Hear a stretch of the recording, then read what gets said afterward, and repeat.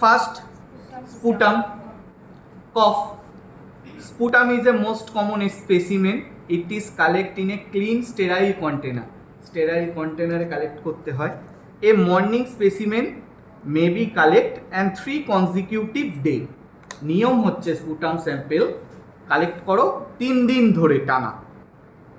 মানে 3 দিন স্যাম্পলটা 3 দিন স্যাম্পলটা মানে মর্নিং এ পরস্পর 3 দিন দেওয়া, কিন্তু ওরকম কেউ করে না, এখন একদিনই দেয়। মর্নিং স্যাম্পল কফটা তুলে ল্যাবে দিয়ে আসে, কিন্তু নিয়ম প্রপার নিয়ম কি বলছে দেখো, ইফ স্পুটাম ইজ স্ক্যান্টি, যদি স্পুটামের পরিমাণ কম থাকে, a 24 hour specimen may be collect, 24 ঘন্টার স্পেসিমেন কালেক্ট করো।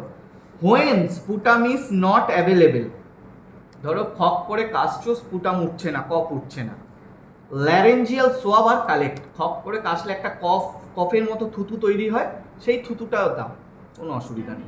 হ্যাঁ স্যার, ফোন করছে। ভিডিওটা এখানে